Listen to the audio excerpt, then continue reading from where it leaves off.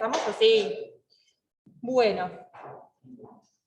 Los que estamos me conocen todos, así que la idea es contarle un poco el trabajo de investigación que hice en el contexto de la maestría de investigación que hice hace unos años y que terminé, defendí la tesis hace poquito, pero básicamente para usarlo como una excusa para poder hablar de investigación, un poco para tratar de ver si puedo incentivarlos a comenzar a hacer un poquito cada vez más de investigación. Esto fue parte de, como les decía, de la presentación de la tesis. Mis directores de tesis fueron Astrid Esmud, que es infectóloga del Hospital Central, y Diego Giunta, que creo que todos ustedes lo conocen. Y el Ateneo básicamente lo dividí en dos partes, de lo que yo llamé la parte 1, que es de la pregunta de investigación al desarrollo del protocolo, y una parte 2, que son de los resultados a las conclusiones. Y siempre que uno empieza cualquier investigación, la pregunta es, ¿cómo elijo la pregunta de investigación? Y esto un poco para ustedes. Y miedo. ¿Cómo, si alguno hizo alguna investigación, cómo es que surgió que hicieron alguna investigación? ¿De dónde? Había una necesidad que uno sabe que era la FINER. Exacto. No me acuerdo en orden, pero era como que tenía que ser algo novedoso. Porque la otra que era plausible, relevante, ético.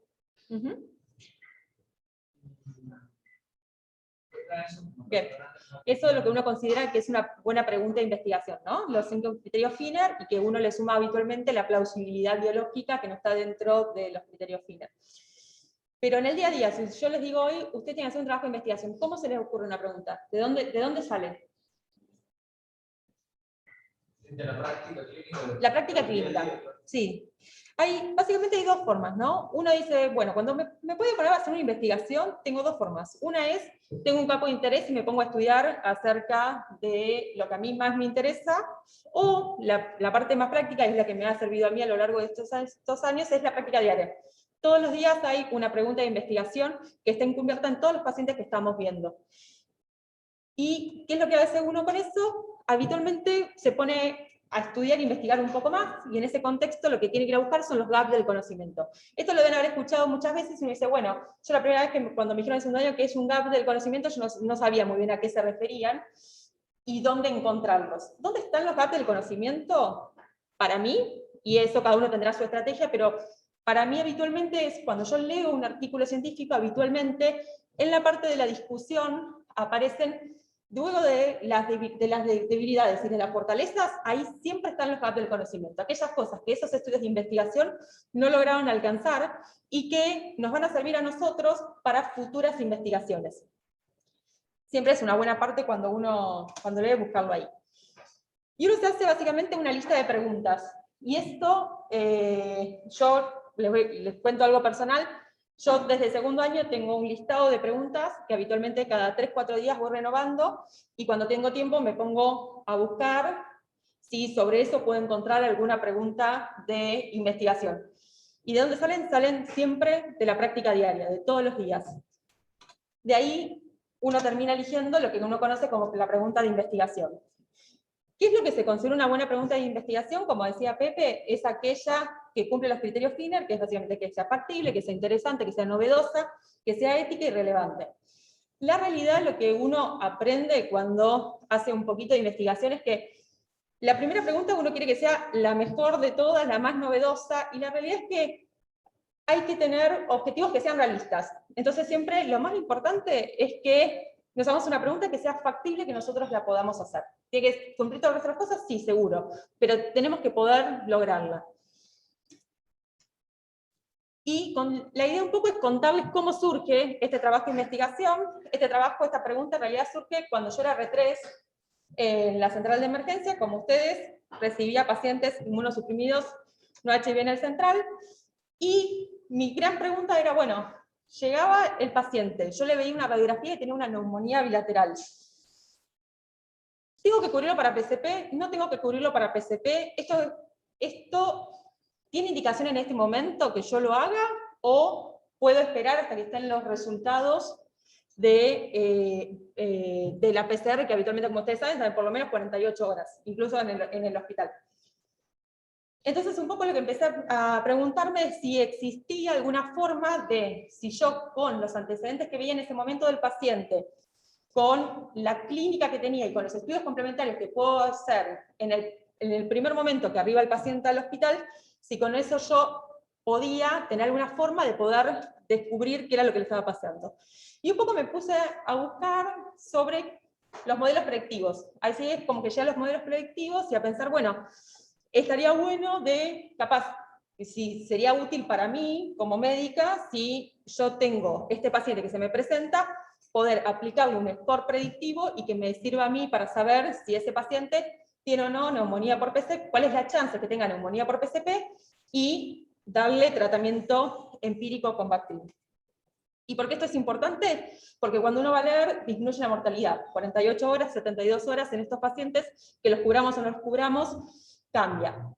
Obviamente los modelos predictivos sirven para aquellos pacientes en los cuales son grises.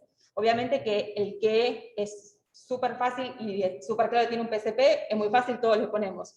El tema es con aquellos pacientes que son grises, que uno no sabe muy bien qué es lo que tiene que hacer. Y un poco así surge la pregunta, salió de mi rotación de la guardia. Esto ustedes ya lo deben conocer. Básicamente vamos a repasar rápidamente todos los distintos pasos del protocolo. Una vez que uno tiene su pregunta de investigación, va a buscar un poco todo el background que hay sobre lo que queremos investigar. En este caso, como ustedes ya saben muy bien de este tema, la neumonía por PCP es una infección que es oportunista, que tiene elevada mortalidad en los pacientes inmunosuprimidos, que está ampliamente estudiada en los pacientes VIH. Sin embargo, hoy en día todavía no está tan estudiada en los pacientes inmunosuprimidos no HIV. ¿Por qué? Porque la mayoría de los estudios estudia el trasplantado renal que hace neumonía por PCP, y los estudia todos por separado, pero como nosotros sabemos, los pacientes son mucho más heterogéneos cuando nosotros los vemos cuando llegan al hospital. Entonces, un poco, la idea de este trabajo, ahora vamos a verlo un poquito más adelante, fue un poco utilizar la heterogeneidad de los pacientes. ¿Por qué hay más pacientes inmunosuprimidos no HIV? Probablemente porque empezamos a usar drogas más inmunosupresoras, hay más trasplante y todo eso ustedes ya lo saben. Y el gran problema es que si bien nosotros incluso en nuestro hospital tenemos alta sospecha en estos pacientes, en la mayoría de los lugares habitualmente hay una baja sospecha clínica, se retrasa el diagnóstico y el tratamiento, y como consecuencia de eso está ampliamente demostrado que hay más mortalidad. Esto simplemente se los traje porque esto es un DAG, no sé si alguna vez hicieron cuando hicieron un trabajo de investigación. A mí me gusta, más que me gusta, me sirve mucho cuando empiezo un trabajo para poder pensar cómo se están asociando las distintas variables. Básicamente el DAG es una herramienta que uno utiliza para evaluar cómo se asocian las distintas variables que consideramos que son explicativas con el evento que nosotros tenemos. Por ejemplo, y esto nos ayuda a nosotros a ir a buscar e investigar más sobre el tema. Por ejemplo, asma, EPOC. Los pacientes con EPOC está demostrado que muchos pacientes que son severos usan ciclos de corticoides durante varios meses. Estos corticoides son a bajas dosis. Y la pregunta fue empezar a buscar si esto se podía asociar a neumonía por PCP, y se asocia a neumonía por PCP. La idea, esto suele ser un poco más grande y un poco más complejo, traté de simplificarlo lo más fácil como para que lo puedan ver, pero una vez que tienen su pregunta, yo siempre me parece que es una buena forma para poder verlo y empezar a estudiar e ir a leer cada artículo en particular, es armar el DAG. Lo siguiente que hacemos en el trabajo es habitualmente buscar los objetivos, y esto ustedes lo saben muy bien. Siempre hay un objetivo principal, puedo no tener objetivos secundarios, eso depende del trabajo de investigación. Puedo tener dos objetivos principales, habitualmente la recomendación es que tengamos uno para simplificarlo. Y esto va a estar relacionado con el diseño de estudio que vamos a elegir. El objetivo principal de este trabajo fue identificar los factores asociados a tener neumonía por PCP al ingreso hospitalario en pacientes adultos inmunodeprimidos no HIV que se internaban por neumonía. Y los secundarios fueron estimar la incidencia de PCP en pacientes internados por neumonía, describir el tiempo transcurrido entre el ingreso hospitalario y la solicitud de estudios para confirmar PCP o diagnóstico de neumonía por PCP, describir las características de las enfermedades de base, las comorbilidades y tratamientos recibidos, generar y validar un modelo predictivo de riesgo de neumonía por PCP, y comparar la mortalidad y la estabilidad hospitalaria entre los pacientes que tienen neumonía por PCP y neumonía por gérmenes comunes. Como ven, habitualmente la recomendación no es tener tantos objetivos secundarios, porque el trabajo siempre se hace mucho más largo. En el contexto como esto era parte de una tesis, es que ven que tiene tantos objetivos, pero la recomendación es que para que pueda ser factible la investigación, uno debería tener un objetivo principal y 2 o 3 como mucho objetivos secundarios. Y la siguiente pregunta es, una vez que tengo mis objetivos, ¿cuál es el diseño si cualquier diseño de investigación sirve para cualquier pregunta? ¿Alguien sabe esto? ¿O tiene alguna idea? No.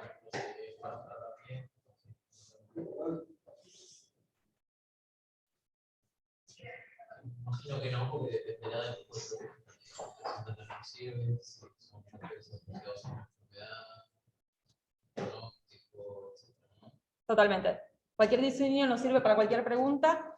¿Y cómo elegimos el diseño de estudio? Entonces, ¿cuál es la recomendación? ¿Cómo es el mejor diseño para responder a la pregunta de investigación? Hay que tener en cuenta varias cosas. Una es la factibilidad.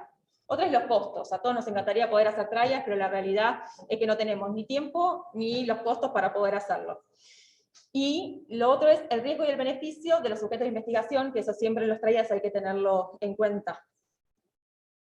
Muchas preguntas pueden resolverse con muchos diseños usando diferentes metodologías. No hay una única forma de poder hacerlo, y eso depende un poco de lo que nosotros consideramos que es el mejor diseño para nuestra pregunta de investigación.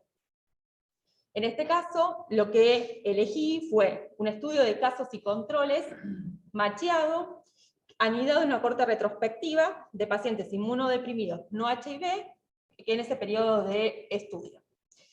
Y ahora vamos a hablar 2 minutos, ahora en la siguiente filmina, por qué elegí eso. Pero cuando uno elige un estudio de casos y controles, o cuando uno lee un estudio de casos y controles, lo primero y lo más importante que tiene que mirar es que el caso y el control tienen que ser muy parecidos. El kit de la cuestión en los casos y controles está en eso. La diferencia entre el caso y el control es que el control no tiene que tener el evento.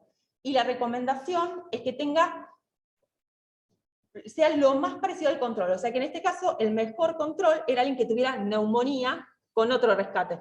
Como se fijan en la mayoría de los estudios, no sé si alguna vez prestado atención, pero los estudios de pacientes que tienen neumonía por PCP, pasa muchas veces que los controles no tienen neumonía. Entonces es difícil compararlos, pues no son exactamente, no se comportan iguales. Entonces ahí es muy difícil de capaz poderlos comparar.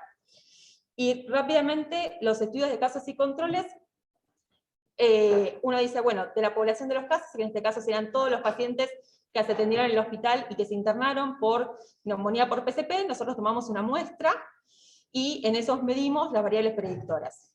Y por el otro lado tenemos a los pacientes que tienen neumonía, que no tiene PCP. De todos esos tomamos una muestra, siempre en los 2 casos estamos hablando de inmunodeprimidos, y evaluamos las variables predictoras. ¿Por qué uno usa este tipo de estudio? ¿Por qué en realidad decidí utilizar este tipo de diseño con esta pregunta? Básicamente porque la enfermedad por PCP, si bien, como les decía, nosotros lo pensamos mucho, nosotros lo vemos un montón, la verdad que no es una enfermedad tan frecuente, a lo cual era la forma más eficiente de poder hacer el trabajo.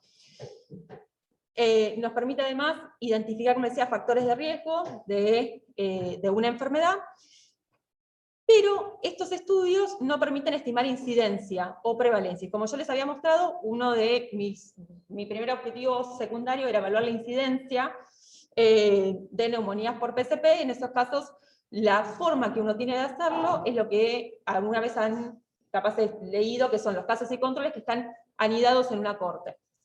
¿Qué significa un caso y controles anidado en una corte? Es muy simple. Vos tenés un grupo de pacientes inmunodeprimidos Lo vamos a hacer con el ejemplo este, inmunodeprimidos que están en el hospital y se atienden, y de ese grupo de pacientes yo saqué mis controles, saqué mis casos. Tan simple como eso. Pero es la forma que nos permite a nosotros poder calcularlo. Y este tipo de diseños de casos y controles permite además estimar la fuerza de asociación entre la variable predictora y los resultados, y son útiles para generar hipótesis. Perdón. Sí. Sí. Como para entenderlo, ¿cómo sería? No, Lo validado sería solamente, vos agarrás los casos que te llegan y los controles. Lo que no haces es mirar, que ahora lo vamos a ver en la parte de la incidencia, cuando se calcula la incidencia, es mirar el número de internaciones que hubo. Es muy abstracto, es súper abstracto en realidad. Cuando te vas, en realidad en sí, sacarlos lo estás sacando del mismo lugar. Lo que pasa es que para calcular la incidencia tenés que ir a mirar qué les pasó al resto de los pacientes inmunodeprimidos. Eso es lo que te cambia el casos y controles anidados del caso y controles comunes, que vos ahí te quedás ciego, no sabés ni cuántas internaciones hubo, y no te importa por lo que querés calcular la incidencia. En teoría es más teórico, porque en sí en la práctica del reservorio en nuestro hospital salen del mismo lugar. No tenés forma de hacerlo muy distinto. Pero no podés calcular la incidencia, sino. Estos estudios lo que tienen es que son baratos, se hacen en poco tiempo, sirven para enfermedades raras, y las muestras lo que tienen es que se puede usar muestras pequeñas. Y como malo, un solo evento se puede evaluar. En mi caso no había problema porque yo quería evaluar solamente lo de la neumonía. No se puede calcular incidencia, como les decía, salvo que lo aniden en una corte. Están susceptibles a sesgos, como todo estudio de investigación que se hace retrospectivo. Y a veces la secuencia de eventos puede no ser del todo clara. Nosotros, la verdad es que tenemos una historia clínica bastante buena, entonces nos es bastante simple, pero puede no ser así en todos. Lo siguiente es, dentro de los materiales métodos, es evaluar los criterios de inclusión y exclusión. Esto lo vamos a pasar rápidamente. Se incluyeron adultos mayores de 18 años en ese periodo de estudio, que estaban, como decía, inmunodeprimidos, y vamos a ver a qué llamamos inmunodeprimidos. Se excluyeron si tenían HIV o SIDA, o si tenían una etiología no infecciosa que justificaba el cuadro respiratorio según la opinión del equipo tratante. Las variables, como ustedes saben, hay variables explicativas y hay la variable de resultado o evento. En el caso de las variables explicativas, este trabajo tiene muchísimas variables, tampoco es recomendado hacer trabajos con tantas variables. Se evaluaron las características al ingreso hospitalario, evaluamos las enfermedades de base que tenían los pacientes, los fármacos que utilizaban, y después vimos las características de cada internación, y cuando uno va a evaluar qué es un paciente considerado inmunosuprimido o no, básicamente los dividimos en lo que son los de alto riesgo y los de moderado riesgo. Todos estos pacientes, todo esto buscamos en la bibliografía que estaba asociada a neumonía por PCP, y todo esto era era considerado variables que explicaran y que eran considerados inmunodeprimidos. La variable de resultado fueron pacientes con rescate de PCP o alta sospecha de PCP que no tenían rescate, pero que la clínica y el laboratorio era compatible, y que el equipo médico consideraba que ese paciente tenía PCP. Eso tiene como objetivo evitar sacar a aquellos pacientes que son considerados muy graves y que porque eran muy graves no se lavaban o no se podía llegar al diagnóstico.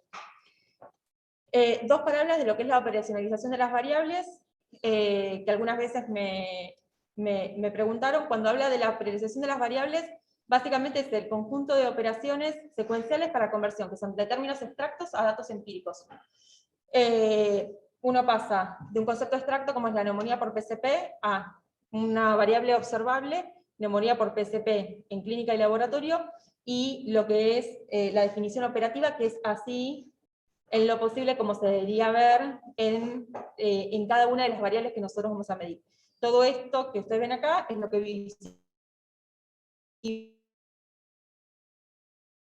vimos con cada una, sea cuando muchas veces pasa que no lo hace uno solo trabajo de investigación, sino que lo hace con otras personas, que hagamos todos exactamente lo mismo y que la calidad del dato que recabemos sea la mejor posible. Que hay que tener en cuenta cuando uno operacionaliza las variables es, hay que ver cómo se da el fenómeno en el mundo, qué tipo de mediciones voy a incluir en mi estudio, cuál es la fuente de datos que uso, cuál es el diseño del estudio, qué aspectos de la factibilidad son claves en este estudio y cómo maximizar la calidad de manejo del dato. Esto básicamente viene a que, por ejemplo, si yo tengo un paciente que, supónganse que yo quiero medir, en este caso la neumonía, el diagnóstico de PCP, lo hago por PCR, tengo que tener en mi hospital diagnóstico por PCR. Eso lo tengo que tener todo en cuenta y específicamente qué tipo de datos voy a usar.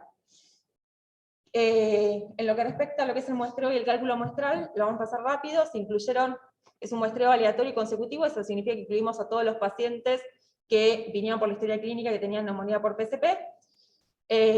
Los casos se macharon con los controles, eso lo que significa es que buscamos que para cada uno de los controles, ustedes imaginarán que casos hay un número finito, pero en el caso de los controles, uno tiene un número que es infinito de inmunodeprimidos. Entonces, ¿cómo elegimos los controles? Pues no podemos revisar absolutamente todo y tampoco tiene sentido hacerlo.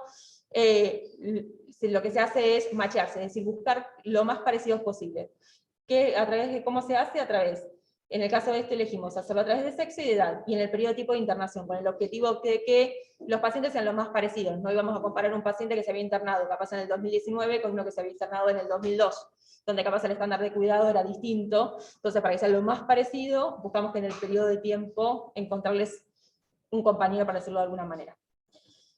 Y para construir el score, se usó lo que se conoce como la regla del pulgar, que no vamos a meternos en esto, pues quiero ir un poquito más adelante. Lo que respecta al análisis estadístico, se hizo el análisis descriptivo, y lo que sí me interesa es hablar de la generación y la validación del modelo predictivo, pero lo vamos a ver en un ratito. Y nunca hay que olvidarse en lo que son el protocolo, describir toda la parte de las consideraciones éticas y los conflictos de interés, si es que existe alguno. En el caso de este trabajo no había ninguno. No sé si alguien tiene una pregunta o duda. ¿No? Bien. En la parte 2, de los resultados a las conclusiones, básicamente lo que tenemos es, lo primero que habitualmente uno tiene que ir a mirar en un trabajo de investigación, como ustedes saben, es el flujo de los datos. En el caso del casos y controles, fíjense en que empieza distinto a la mayoría de los estudios, en donde empieza habitualmente por los casos. Hay que siempre anotar por qué razón uno los excluyó, y el total, fíjense, de 1972 historias quedaron solamente 146. Todo esto fue revisado a mano. Estos se machearon entonces con controles según edad, sexo y el periodo de internación. Encontramos 966 que se volvieron a revisar todas esas historias y finalmente encontramos 181. Ven que estos números son distintos, eso es porque algún caso tiene más de un control y en eso no hay ninguna dificultad. Lo que sí tiene que suceder habitualmente es que cada caso tenga un control. Esto es la tabla 1, simplemente para mostrarles la descripción de los casos y los controles. En la tabla 1 van a ver toda la edad y lo que son las comorbilidades de los pacientes, van a ver las enfermedades que tenían y los tratamientos que habían recibido y si tenían antecedentes de profilaxis para PCP o antecedentes de PCP. En la tabla 1 habitualmente uno puede o no poner la P, es decir, de compararlos, eso lo puede hacer cada uno dependiendo de cómo quiera, no hay una regla para eso. Esto es parte también de la tabla 1, y acá lo que describimos un poco es los síntomas que tenían al ingreso, los hallazgos del examen físico, los del laboratorio, y los hallazgos de los estudios de imágenes, que es lo que vamos a usar después para el modelo predictivo. Como les conté, calculamos la incidencia. La incidencia, como ustedes saben, es la proporción de individuos que están en riesgo en la población que sufre un evento nuevo entre el periodo de tiempo del estudio. Del total de nuevos casos sobre las personas que estuvieron en riesgo. ¿Cómo calculamos esto? A través del número de internaciones de pacientes internados por neumonía. Es bastante difícil calcular la sensibilidad porque es difícil poder encontrar un denominador que sea el más apropiado de todos. Un poco leyendo en la bibliografía, lo mejor para poder calcular, como lo habían hecho otras personas, era utilizando el número de internaciones, así que terminamos haciendo eso y nos dio que la incidencia era 35.1 cada 100.000 internaciones. Y como ven, en hombres y mujeres no hay diferencia, un poquito más en los hombres, pero sí, a medida que son más grandes, la incidencia va siendo mayor. Esta tabla, lo que vamos a ver son los factores asociados a neumonía por PCP. Dentro de lo que dio significativo fue la edad, el consumo de alcohol, la profilaxis para PCP, trasplante de órgano sólido, enfermedad oncohematológica, uso de corticoides, fiebre, disnea, la semiología, saturación y presión al momento de PO2 al momento de ingreso. En las radiografías, la presencia de infiltrado unilateral y virus esmerilado. Antes de mirar un cachito de esto, vamos a mirar esto. Los odds, como ustedes saben, es la probabilidad de que un evento ocurra, y los odds de un evento son el cociente entre la probabilidad de que el evento ocurra y la probabilidad de que no ocurra. Y el odds ratio, que eso siempre es importante para no confundirnos, muchas veces nos confundimos con esto, el odds ratio es la razón de odds de una enfermedad entre aquellos que tienen la probabilidad de tener la enfermedad y los que no la tienen. No tiene unidades, y es eso lo que estamos viendo en esta tabla, que son los OR crudos, es decir, no ajustado, es decir, la relación entre cada una de estas variables con tener neumonía por PCP. Esto es simplemente a modo de ejemplo, para que entiendan qué es lo que significa ese número que ven. Si nosotros tenemos pacientes, tenemos 90 pacientes con neumonía por PCP, 81 tienen disnea y 9 no tienen disnea, calculamos el odds en ese grupo. Y después si tenemos 100 pacientes con neumonía no PCP, 75 con disnea y 25 sin disnea, el odds en los que no tienen PCP, y calculamos el OR. Este número es un número ficticio, simplemente para que ustedes lo puedan entender, pero atrás de esta tabla está eso, en cada una de esas variables. Hay algunas cosas que llaman la atención, o por lo menos a mí me llamaron la atención cuando lo hice, es que los pacientes con trasplante de órgano sólido, las chances de tener neumonía por PCP era menor. Y uno esperaría que en estos pacientes las chances fuera mayor, ¿no? Porque están inmunosuprimidos, usan corticoides, a lo cual es algo que después fuimos a analizar un poquito más. Sí. Bueno, el alcohol no son protectores, en realidad el modelo que usa no es un modelo de factores en realidad asociados, estrictamente el modelo este es el modelo para generar el score. Este OR no es que es protector, sino que interpretarlo como que la chance de tener de consumo de alcohol es menor en los pacientes que tienen neumonía por PCP. Pero también nos llamó la atención, y eso tiene que ver, o por lo menos mi interpretación, después buscando, es que comparamos con neumonías no PCP, entonces ahí... Exacto. El tema es el comparador. Perdóname, y en corticoides, yo no me da la resolución. Sí. ¿Lo graduaste por dosis? Sí, está graduado por dosis, en realidad está calculado acá según dosis, y si se fijan con las dosis, o sea, no está categorizado, está hecho directamente la dosis que recibían. Pero las dosis no dio significativo. Y esto es algo, pero sí usar corticoides. Esto es algo que ya se viene hablando mucho. Hay un estudio muy grande de la Mayo Clinic que dice que los pacientes que reciben corticoides a bajas dosis durante mucho tiempo igual pueden desarrollar neumonía por PCP, y hay toda una discusión de si ese grupo de pacientes uno debería o no ponerles profilaxis.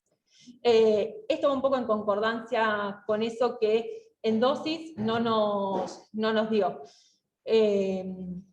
Pero sí está estudiado. Pero, Belú, Sí. ahí vos miraste corticoides, o sea, porque ahí tenés corticoides, inmunosupresores, quimioterapia, radioterapia. Son cosas que... No, perdón, no me daba cuenta. Poco. Sí. Hola. Sí, lo que decía es, vos ahí decís corticoides, ¿no? Y lo ponés como que fuera algo aislado de inmunosupresores, quimioterapia, radioterapia, cuando son cosas que parcialmente van superpuestas. ¿Me entendés lo que te digo? No te escuché nada. ¿Alguien lo escuchó? Traducime si vos escuchás. Repetí. O escribirlo en el chat, que capaz lo podemos ver. Porque se te entendió.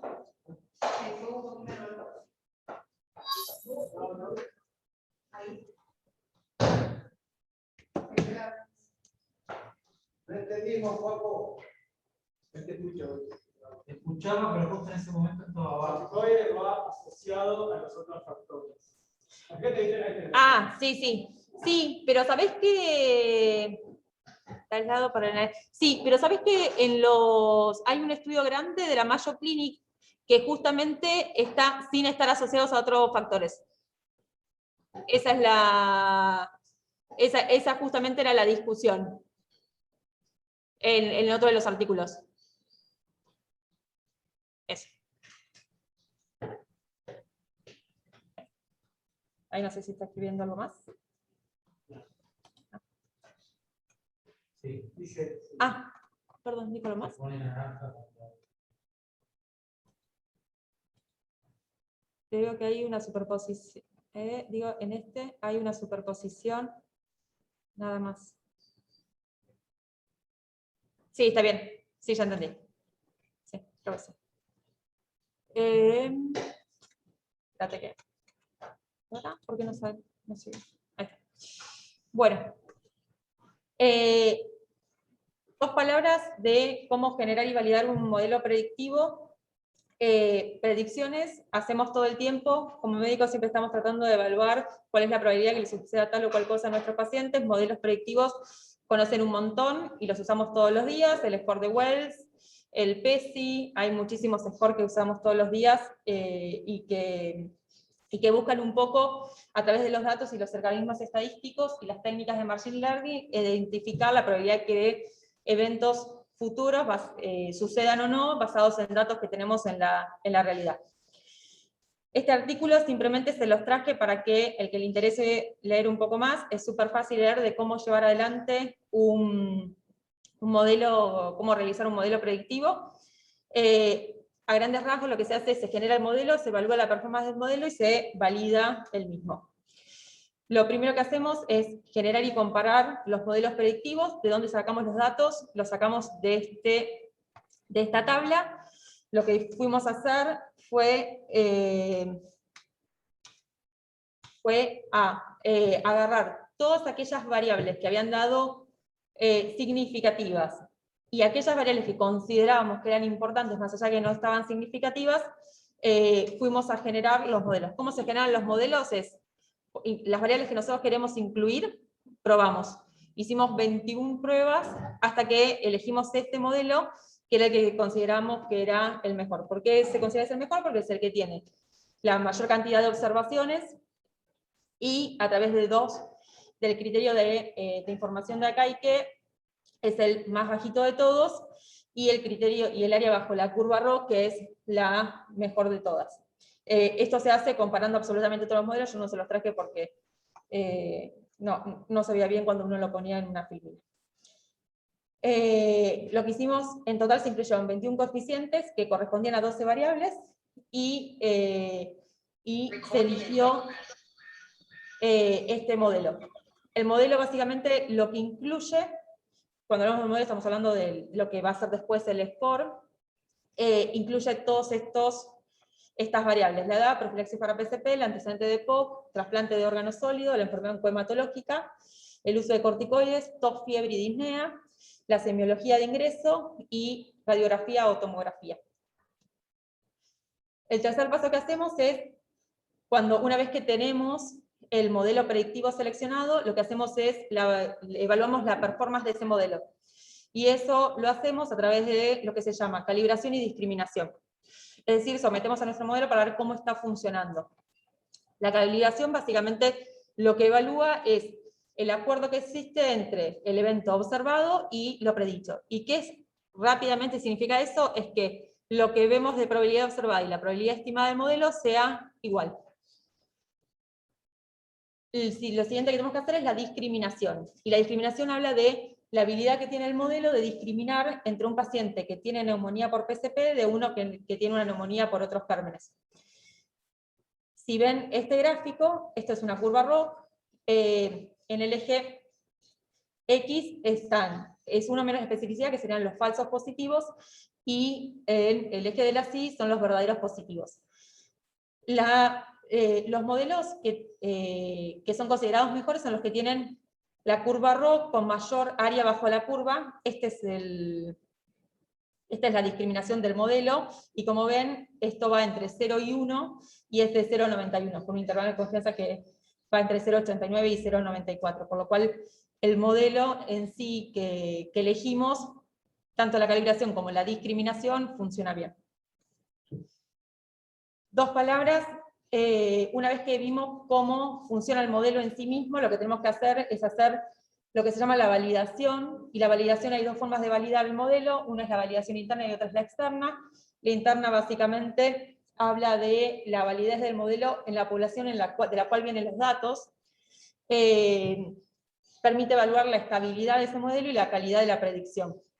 Hay varias formas para hacerlo. Las dos más conocidas capaz son la corte es dividir básicamente los pacientes que uno tiene en una corte que se usa para generar el modelo y una corte de validación donde vuelvo a usar el modelo y me fijo qué es lo que pasa, pero eso habitualmente se puede hacer cuando yo tengo muchos pacientes. Cuando tengo pocos pacientes, como es el caso de este estudio, una de las formas de validación interna es hacer por bootstrapping, que ahora lo vamos a ver. Y la validación externa es la que todavía en este modelo no está hecho, y lo que busca es generalizarlo a otras poblaciones. Y esa validación puede hacerse. Puede ser una validación temporal, hacerlo con pacientes, por ejemplo, ahora que tengan neumonía por PCP y ver cómo funciona el modelo. Puede hacerse en otros hospitales y, o tratados, por ejemplo, en entornos totalmente diferentes. Y esta parte, obviamente, no está hecha todavía. Como les decía, este paso, el cuarto paso de la generación del modelo, una vez que lo generamos, lo validamos, nos explicamos primero cómo funciona el modelo en sí mismo. Esto que estamos hablando es lo que se hace habitualmente en todos los scores que usamos todos los días. Se hace la validación interna. En el caso de esto elegimos bootstrapping. Básicamente, ¿por qué tenemos que hacer esto? Porque a veces lo que puede pasar es que nuestro modelo esté funcionando muy bien para lo que nosotros lo armamos. ¿Por qué? Porque lo armamos con esos datos. Entonces uno funcionaría, para llamarlo de alguna manera, funciona perfecto para eso. Entonces lo que hacemos ahora es, como no teníamos posibilidad de hacer, como les decía yo, una corte de derivación y una de validación, lo que hicimos fue usar bootstrapping, que lo que hace el bootstrapping básicamente es, de mis mismos pacientes, toma muestras, le aplica el modelo, y los vuelve a poner. Me toma al azar, aplica el modelo y los vuelve a poner. Y eso lo que hace es, lo hace varias veces, lo hicimos exactamente con 200 muestras, y lo que hacemos es ver qué es lo que sucede con el modelo. En esto no nos vamos a ir mucho a la parte técnica, porque no es el objetivo del Ateneo, pero en sí, cuando hicimos esto, el modelo sigue funcionando muy bien. Y por último, lo que uno hace es evaluar la performance del modelo, es decir, a través de la sensibilidad, especificidad, el valor predictivo positivo y negativo. Como ven, tenía el 90% de los pacientes que tienen enfermedad tenían probabilidad de tener un test positivo, es decir, de tener diagnóstico de no tener neumonía por PCP. El 74% de las veces que utilizamos este modelo, el paciente no tiene la enfermedad y la probabilidad de no tenerla es del 74%, y si se fijan, el valor predictivo negativo también es del 90%. La verdad que en sí, la performance del modelo es bastante buena. No sé si les llamó la atención, si lo vieron, porque capaz lo pasamos muy rápido, es que el modelo no tenía LDH. A mí, la verdad que una de las cosas que primero me hizo ruido es no podía poner la LDH dentro del modelo, y eso tiene que ver básicamente porque como el comparador son neumonías no PCP, obviamente la mayoría de las personas nadie le pide una LDH o una neumonía no PCP, cuando no lo sospecha, así que no teníamos forma de de poder utilizar esta variable. Igual hicimos el modelo para ver qué era lo que pasaba, y lo que sucede es que la cantidad de observaciones baja, si se fijan, a la mitad. Los parámetros dejan de ser significativos, pero sin embargo, dentro de los criterios, cuando uno compara modelos, son los mejores, tienen la mejor performance. Tiene un área bajo la curva de 0,95 y tiene criterio de información de Akaike de 115. Sin embargo, no lo podemos hacer porque esto básicamente afecta la validez externa del modelo, así que no pudimos incluirlo. ¿Qué es lo que le pasó a los pacientes? Y esto ya es fuera del modelo. Los pacientes que tenían neumonía por PCP, en nuestro hospital también tenían 4 veces más chances de pasar a una unidad cerrada, tenían 4 veces más chances de intubarse, 3 veces más chances de tener inotrópicos, y se mueren 4 veces más. Como yo les conté, dentro de, volviendo sí ahora al modelo predictivo, a mí me llamaba la atención y se hacía ruido, y obviamente que a las personas que fueron quienes vieron este trabajo también les generó dudas, era por qué el trasplante de órgano sólido era un factor, perdón, no es un factor predictor, sino que si las chances disminuía de tener neumonía por PCP. Entonces lo que hicimos fue un análisis post-hoc. Habitualmente cuando alguna de las cosas no cierra y es algo importante, siempre la recomendación es ir a ver un poquito de los datos, a ver qué es lo que pasó, y lo que hicimos fue dividir a los pacientes en trasplantados de órgano sólido y los que no tenían trasplante. Y básicamente nuestra gran sospecha era que claramente eran distintos, y que lo que estaba pasando es que había un confundidor, y ese confundidor probablemente se debía a que los pacientes que tienen trasplantados de órgano sólido tienen un estándar de cuidado distinto, porque ya está muy descrito desde hace muchos más años que tienen que recibir profilaxis para PCP, y que obviamente si bien usaban corticoides y demás, estaba mucho más cuidado de una manera. Finalmente, rápidamente, la discusión. En la discusión lo que hicimos, en realidad yo acá se los traje en un cuadrito para que sea más fácil. En lo que respecta a la disnea, aumenta las chances de PCP, casi 8 veces aumenta las chances de tener neumonía por PCP. La fiebre, en estudios previos, no se había asociado. En nuestro estudio disminuye la chance de PCP, y esto es esperable porque los pacientes, cuando uno compara neumonías no PCP con neumonías PCP, y en pacientes inmunodeprimidos, es probable que los no PCP tengan menos fiebre. Eso es lo que encontramos un poco en los estudios previos. La posibilidad es para PCP, obviamente, como todos ya sabemos, disminuye las chances de PCP. El consumo de alcohol, como les decía recién, el comparador es neumonía, y la mayoría son neumonías bacterianas, así que era esperable que se debía al comparador. La LDH, usando comparador de neumonía, no se conoce. Sí se conoce obviamente neumonía PCP versus no tener neumonía por PCP, pero compararlo con neumonía no sabemos muy bien qué es lo que sucede, porque no pedimos la LDH habitualmente. Y en este caso nos dio no asociado, pero hubo mucha pérdida de datos, por lo cual ese dato hay que tenerlo con mucho cuidado para interpretarlo. En lo que respecta a las enfermedades oncohematológicas, como sabemos, aumenta el riesgo. Los trasplantados de órganos sólidos aumenta las chances, disminuye en nuestro estudio, pero en esto había un confundidor que era la propiedad para PCP. Uso de corticoides, un poco lo que habíamos hablado y lo que les había contado previamente de este estudio grande de la Mayo Clínico, que es algo que se viene estudiando. Hoy en día igual todavía no hay indicación de que pacientes con dosis bajas de corticoides tengan indicación de propiedades para PCP, pero es algo que por lo menos se empezó como a plantear. Y en lo que respecta a las imágenes, tener radiografías con infiltrado unilateral disminuye las chances de PCP, como nosotros nos imaginamos. La mayoría, cuando uno va a buscar, no hay casi estudios de radiografía, la mayoría son todas con tomografías, así que es difícil de compararlos. y en lo que respecta a las tomografías, el vidrio esmerilado, en nuestro estudio dio que disminuye las chances de tener PSP.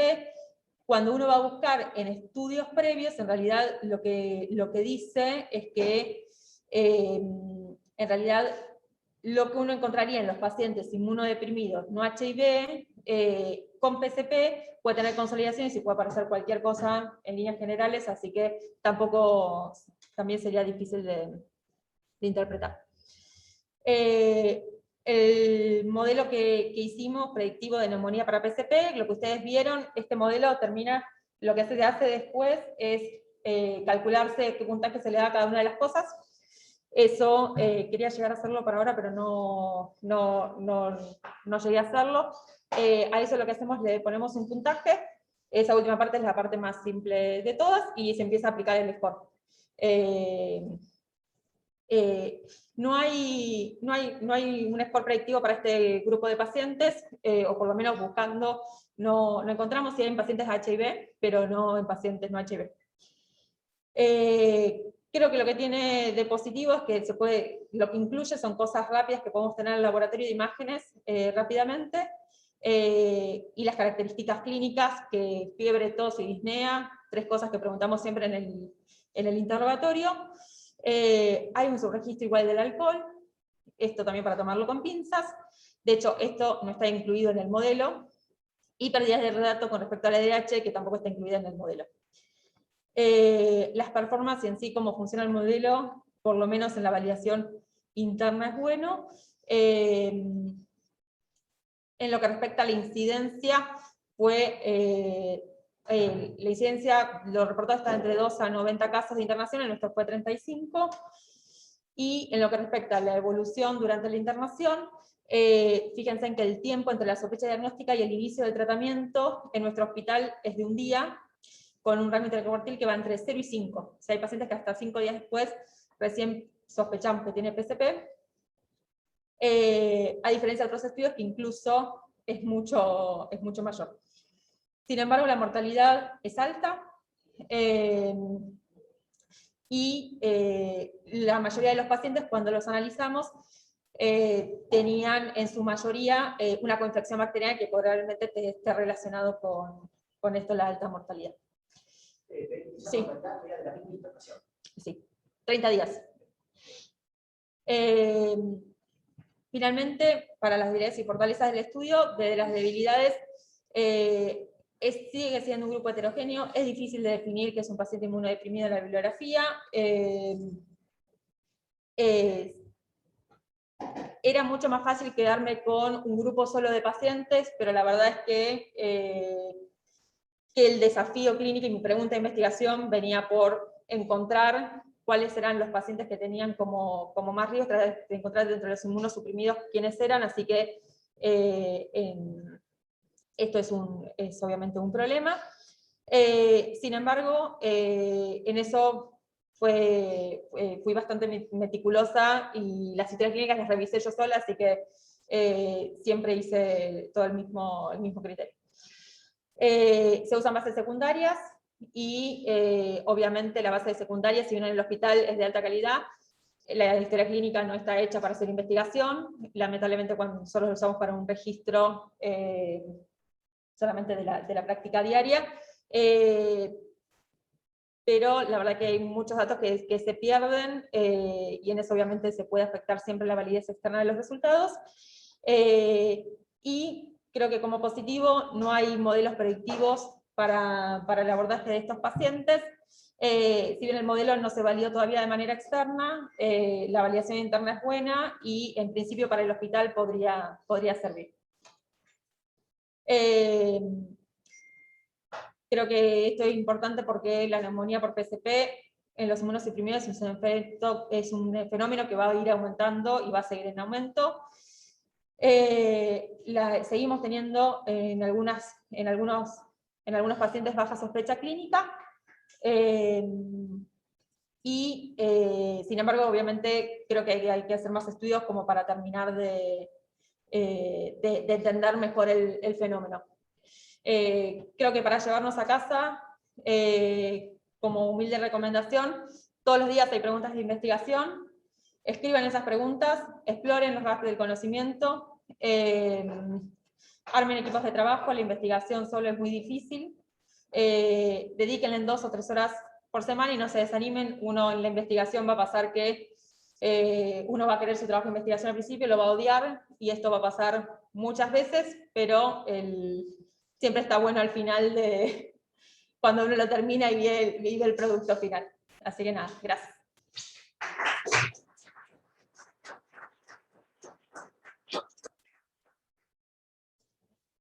Sí. ¿Cuánto tardaste en todo este desarrollo? Le estoy preguntando cuánto tardó, porque se nota muchísima elaboración, muchísimo trabajo. Y te hago otra pregunta tal vez un poco más jugada. Sí. Si crees que sacaste conclusión relevante de tanto trabajo. Igual lo que puedo hablar por ahí, ¿no? Sí, sí, sí, sí. Sí, yo creo que primero, ¿cuánto me llevó? Lo que más me llevó fue revisar las historias clínicas. Eso revisé alrededor de casi 2.500 historias clínicas. Eso lleva muchísimo tiempo. Eso me llevó por lo menos 2 años. Y después te diría que el análisis estadístico es lo más rápido que hice. Me habrá llevado unos 30 días, una vez que había acomodado toda la base. Y después escribirlo, obviamente como había empezado hace 2 años atrás, había que volver a leer toda la bibliografía y buscar artículos nuevos, así que la discusión me llevó unos 30 días más.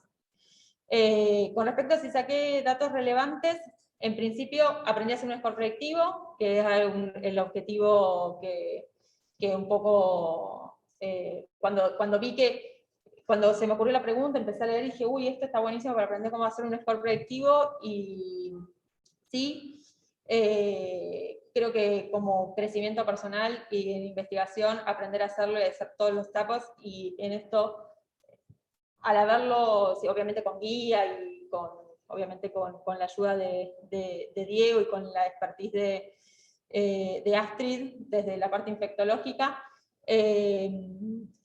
estuvo bueno aprenderlo. Creo que el score tiene por lo menos las cosas clínicas, las cuales yo como clínica en una guardia me siento conforme en cuanto a lo que son las comorbilidades más frecuentes, las que quedaron las enfermedades como las que uno considera de inmunosupresión más importantes. Y tiene clínica y radiografía, que esto se puede usar tranquilamente en cualquier otro lugar. Obviamente que para nosotros que estamos muy acostumbrados a ver neumonías por PCP, no nos sea tan útil. Pero creo que está bueno para todas aquellas personas que no piensan tanto en esto. Y sí, yo la verdad que si me decís con el score, yo quedé conforme. Me hubiera gustado que tenga LDH, sí, porque obviamente quería que tuviera LDH, pero no era factible. Pero sí. Así es que sabía en esta circunstancia neumocitis, inmunosupresión en HIV, repartidas el número. ¿Cuántos eran? Neumocitis 148. 148. Sí. ¿En cuántos años?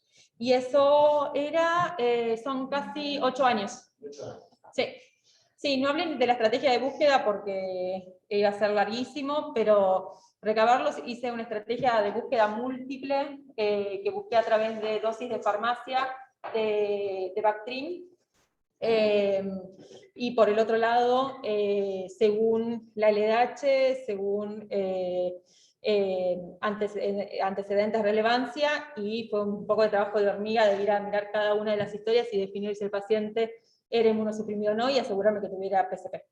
Me llamó mucho la atención Sí. que el vidrio miligrado te dio como Sí. un factor adverso con el adverso. Sí, negativo, Cuando Sí. uno lo tiene como una piedra angular, hace diagnóstico. Sí. No es sabido que la música lírica puede ser casi cualquier cosa, no Sí. le gusta mucho hacer las ramas neurales. Sí. Es cierto que es verdad unilateral, uno que dice diagnósticos alternativos, pero la placa viral, por decirlo de alguna forma, al menos yo la tenía como, no puedo decir la palabra patognomónica, pero sí subjetiva.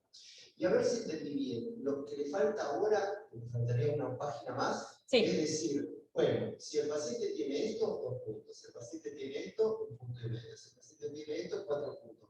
Suma tantos Exacto. puntos, entre 0 y 4 poca Exacto. probabilidad, entre 4 y 7 Exacto. probabilidad intermedia, y más de 7 puntos, alta probabilidad que se ve. Exacto, exacto. Y esa es la parte más simple de hacer. Así que eso apenas lo tenga, estaría bueno si lo pueden empezar a usar, así podemos ver cómo funciona. Por supuesto. ¿Y cuáles van a ser de cuánto va a ser esa planita? ¿De cuántas variables? Son, ¿7? no, sí, son, ahora no me acuerdo exacta, pero son 7, ¿no? estas. El score de Bers. Sí. Sí, Claro. ¿cuántas son? Son 1, 2, 3, 4, 5, 6, 7, 8, 9, estaban juntas, 10, 11, 12. 2. Que cada uno tendrá su peso distinto. Exacto, y el peso se saca de esto. Sí, Se saca de sí. esa P. Sí, es O esto del mismo OR. dándole el puntaje. No, Del OR, ¿no? O de la P. en realidad del OR, porque la P ahí ya no te importa en esto. Sí, El OR, por ejemplo, el DAT tiene 0,99, así no sube. claro, tal cual. Tal cual, eso probablemente sume poquito. Así que. Poco escribió en el chat, no sé si lo leyeron. Yo no tuve que. Mensaje de tomografía se codificó la variedad si tenía la medición, ya se clasificaba como que se consideraban cuánto tiempo el mirado si era predominante, y por otra parte los anapates de grado sólido que quizás tengan relación con que tengan también riesgos. Mensaje de tomografía se realiza a cómo se codificó la variable o consideran cuánto tenía de virus mirado, o sea, no lo consideramos. ¿Cuál es la pregunta? ¿Me explicaron la pregunta? Sí, pregunta si consideramos cuánto tenía de vidrio esmerilado. No lo consideramos. No, pero estaría bueno de verlo. Sí. Y lo otro es que quizás tenga relación con que tengan también un riesgo significativo de neumonía. Sí, totalmente, también puede ser eso. Ah, y Bruno que llegó. Genial.